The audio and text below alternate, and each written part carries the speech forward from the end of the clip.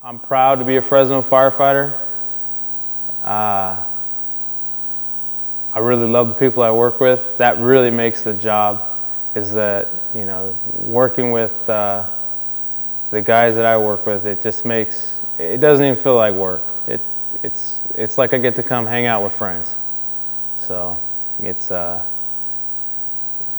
awesome. It's hard to explain. They're like family to me, so.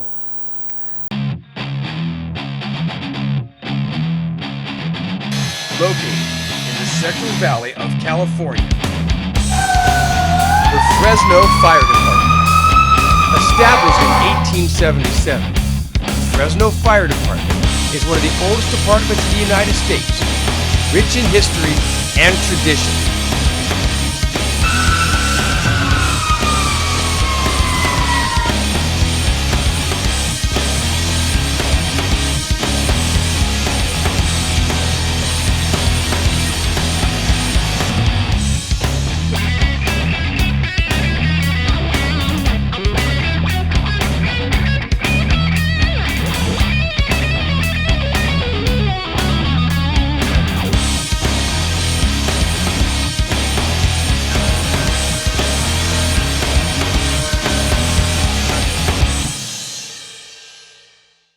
Today on the Battalion, we joined the crew of Engine 3 at Station 3, the oldest station in Fresno.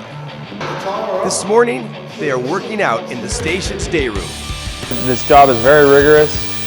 I do a lot of things to stay in shape. I run, I bike, and I lift a lot of weights.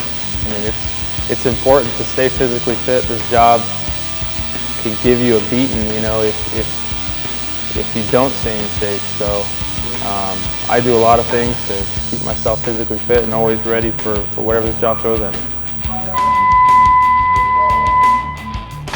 In the middle of their training, a call comes in.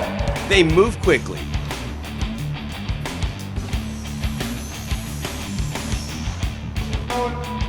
Water tender. They jump on the engine. The call, a vegetation fire. Firefighter Silva jumps on the water temper.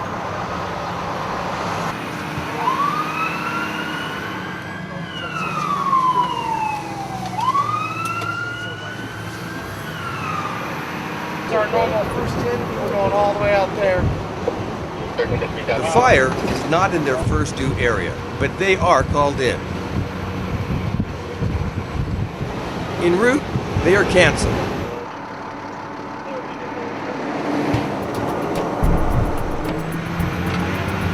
On their way back to the station, they take a look around their first due area for any road closures or possible access problems to any properties. This is one of the many encampments around parts of Fresno. The homeless population is an ongoing issue in Fresno. Lawyers representing the homeless have managed a type of stalemate with the city. This has allowed several homeless encampments to grow within the city. The red shirt? The city is working on these issues and has gone to extensive efforts to find jobs and sustainable housing for many of these people. Encampments like this one are finally starting to be cleaned up. Medical aid for Engine 3 responding for unconscious on 535. Engine 3, as well as other engine companies in Fresno, get several calls a month due to camps just like this one around the city.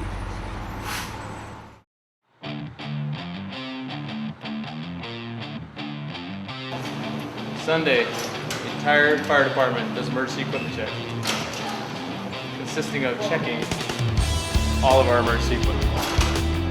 Firefighter Silva checks out their Hearst combi tool and its power unit.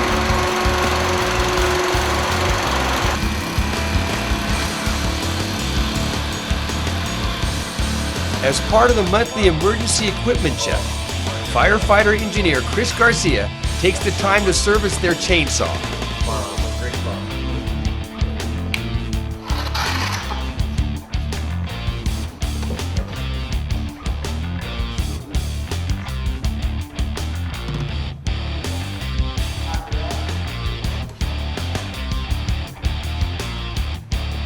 Captain Palmer, as usual, is in front of the computer, keeping up with the reports at this busy station. The mail has been delivered, and the guys get some items that they ordered from a popular website. Yeah, Zelvex.com. Check it out. You get my watch, man? Let me open it up real quick. There we go. Nice, dude. What'd you get? You got some shades? Yeah, I think so. Let's check it out. Let me see. Did you get, did you order these? I did. Nice. Replacing the lows. What's this out? Get out of the way. Money. There you go, man. I think you ordered that, right? Oh. Check it out. What's this right here? Oh, yeah. Yeah, it is, man. Hey. Cool. Check it out. Awesome, dude. Those are awesome, man. Yep. Legit. Cool, man. Pretty expensive, too. Cool. Cool stuff. Let me see what. Badass. That'll sure take a pulse on scene. That'll sure take some blood. Yeah. No, I've done two ones. Why don't you eat that banana? There's no hands. I did. Because we already have that picture. This is true. It is one of my favorite ones on there, though. Yep. And now I know how to do Photoshop. Downtown Fresno has a very eclectic clientele. This is Chico, one of the local street entertainers. Chico lives at the nearby Battalion apartments on Fresno Street.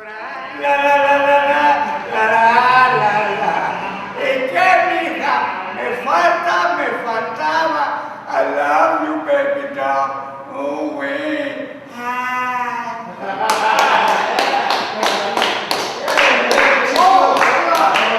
I have time for another one.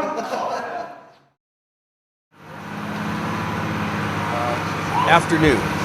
Engine 3 receives a call from communications. It's an EMS call.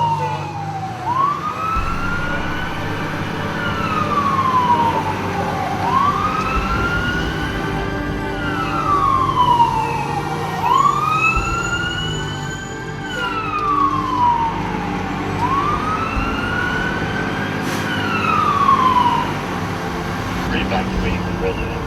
All apparatus. They arrive on scene to an auto accident. It looks like it only involves two vehicles.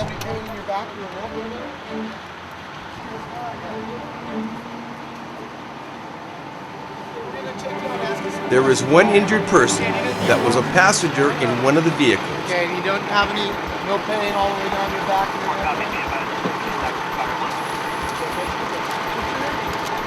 Chest pain? Yeah, it's due to the seatbelt or like the... Okay.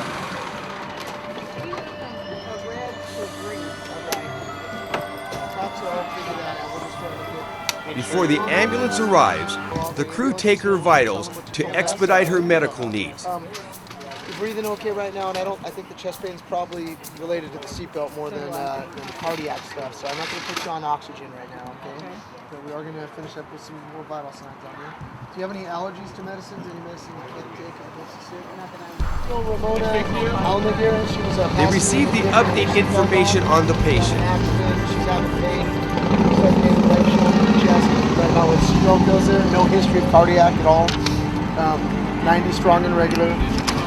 She goes to Kaiser, no loss of consciousness. No airbag deployment, so we moved her out of the front over here. They package the patient for transport to the hospital.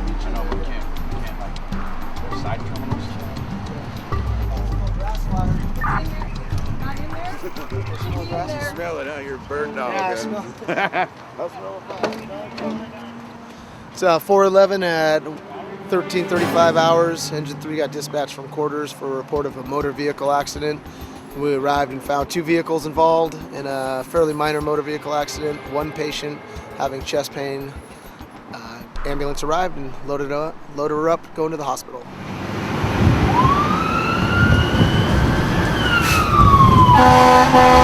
They get a call. It's an auto accident that involves a fire.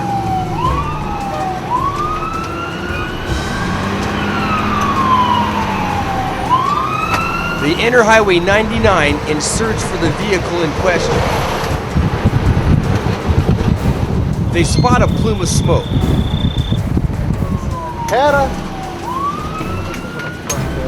They exit the highway and find the street where the vehicle is located. You want both lines or just one? Both? You said both?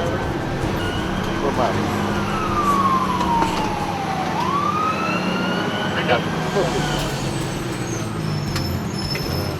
They arrive on scene.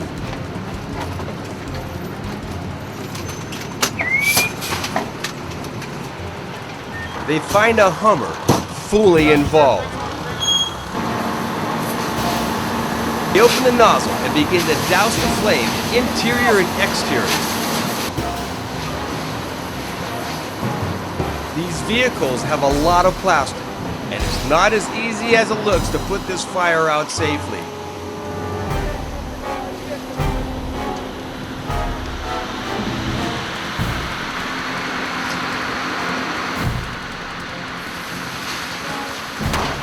You may have just heard the tires blow out due to the excessive heat.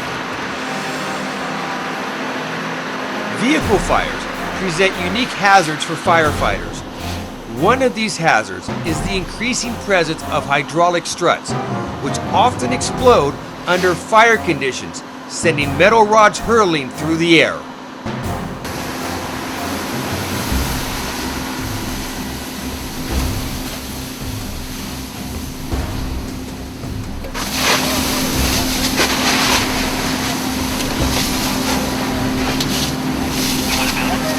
Fire is out. They continue to plummet water on the vehicle.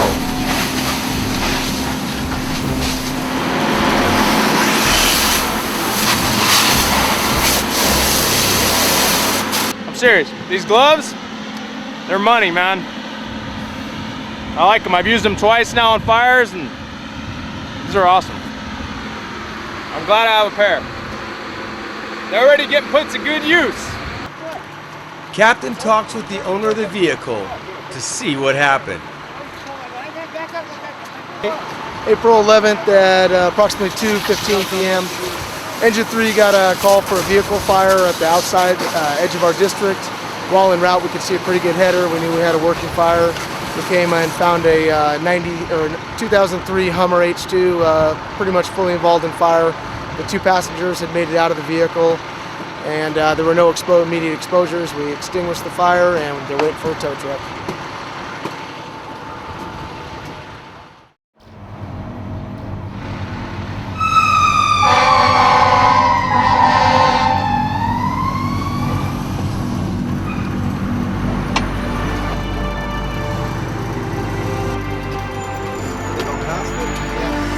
The crew find a woman at a bus stop. She is complaining of chest pains. Firefighter Silva questions her about her systems to evaluate her need as they wait for the ambulance. The ambulance arrives on scene.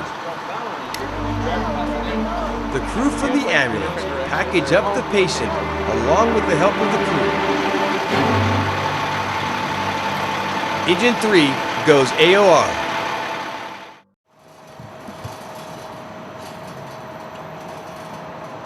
Firefighter engineer and sometimes arson investigator Chris Garcia prepares dinner for the crew. I mean, Chris uses the dinner bell to call chow. Chow! All right, chow.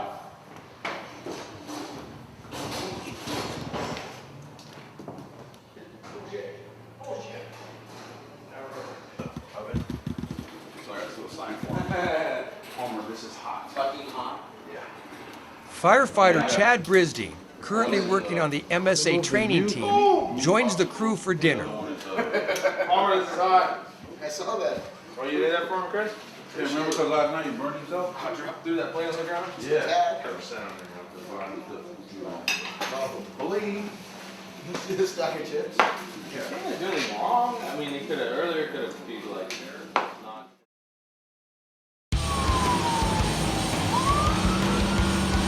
Pretty good. Header.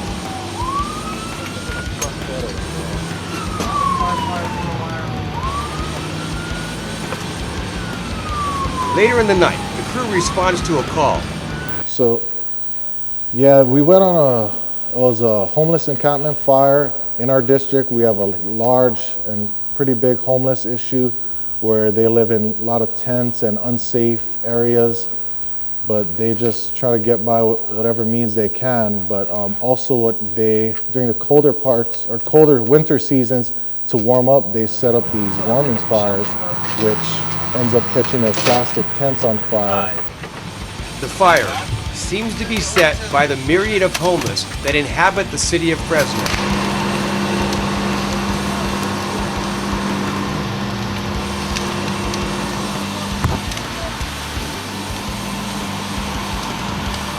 The tent on fire is near another homeless camp under an overpass. You know, fortunately this fire, they were lucky to get out okay, but they lost all their property and they need to rebuild. But yeah, so almost daily we go on these homeless fires, which, you know, makes it difficult, but you know, we got to go and put the fire out and fight the fire same way as we would a structure fire, make sure we're safe. Engine 3 and Truck 4 were dispatched to report a tent on fire with PD on scene. We arrived under a small homeless encampment with one tent fully involved.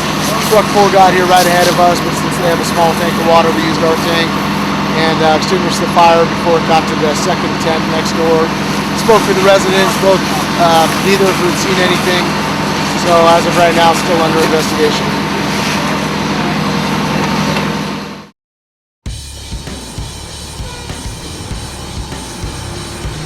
Evening. A call comes in. It's at one of the encampments on E Street.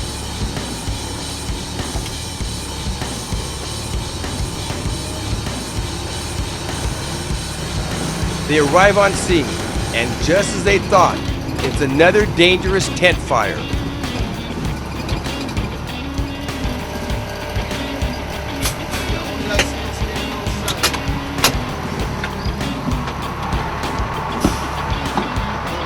They pull a red line off the engine and attack the fire.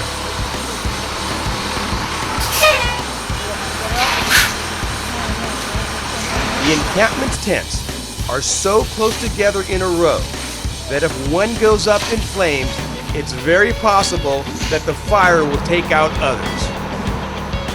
The firefighters don't really know what's burning. In many cases, it could include human feces and or plastics off-gassing dangerous fumes. Once the fire's out, they quickly attempt the haul out. As you can see, laws are being broken here.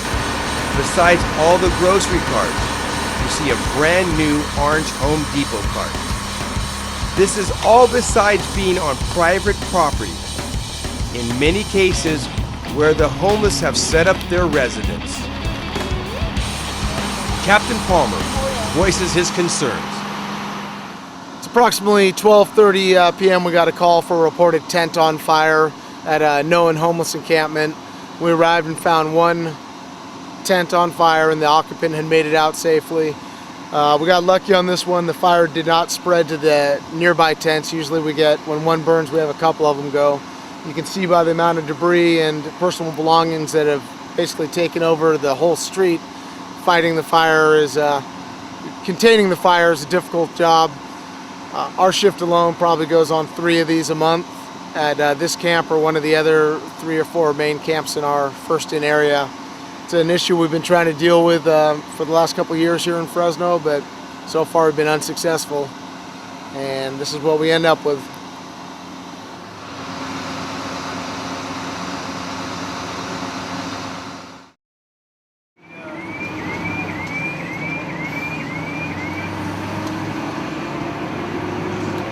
Late night, a call comes in.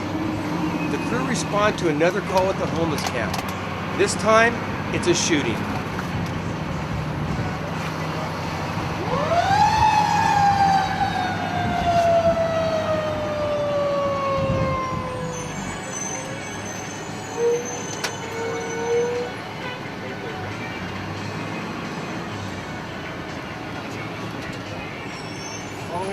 The scene is declared safe at this homeless camp. Like many around the city, they get a variety of calls, some more tragic than others. This one is one of the more tragic calls. They arrive on scene to find a young man that was shot point blank in the head. There is vomit and blood on the ground around the patient. The crew attempt to take his vitals. They remove the clothes from their patient in order to find any other gunshot wounds other than the one in his forehead and cheek. The crew inserts an OPA, which is an oral airway shunt that is used to help secure a patient's upper airway. They pronounce the young man dead. Just another example of the violence in this homeless camp.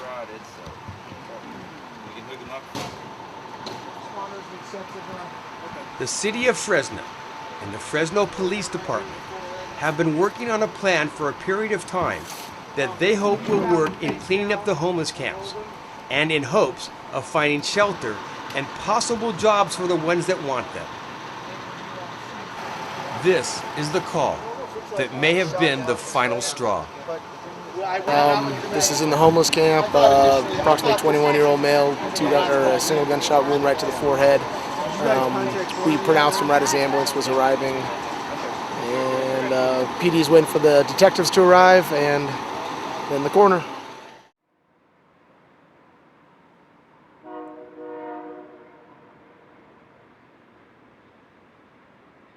This is the end of this 48 for Engine 3.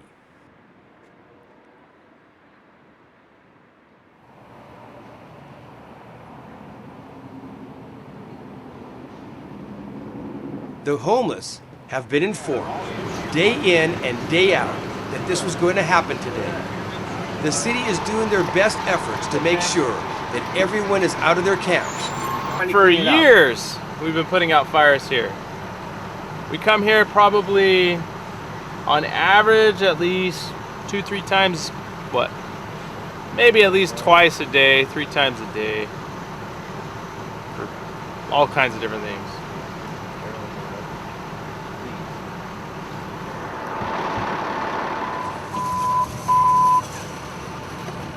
The teams of city workers gather with their trucks and tractors in an effort to deploy the plan that has been created. All the tractors move into stage prior to the removal process. This brings a certain amount of relief to the crews of Engine 3, especially considering this is their first due, and many of their violent calls and very dangerous fires were to this camp. The support for this decision is citywide. The city wants to rebuild this beautiful and historic downtown area, and this event obviously attracts a lot of media attention.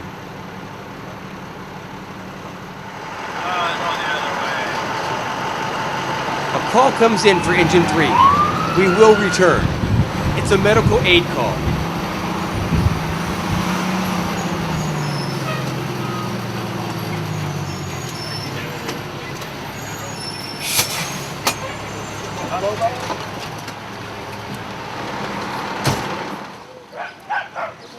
When the crew arrives on scene, they find a very young child that may possibly be choking.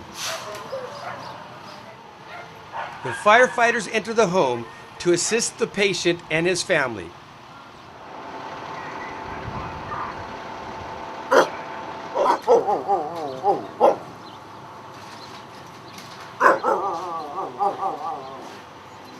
Moments go by. The first responders are able to dislodge what was blocking his airway. We responded to a report of a 5-year-old boy choking. We got inside. The boy had already dislodged the object, and we just provided medical care, gave some oxygen until the paramedics got here. On their way back to the station, they pass what was the homeless encampment. Most of it has been cleared out. You may remember this area alongside the 99 freeway, filled with people, and they had several fires. Now, it has been cleaned, and the family in these neighborhoods can begin to take back and rebuild their neighborhoods and once again make them safe for their children. It is a great relief to the first responders but still not a final solution to Fresno's and other Great Recession-hit municipalities' homeless growth. Union 3 is back in service and available on the radio.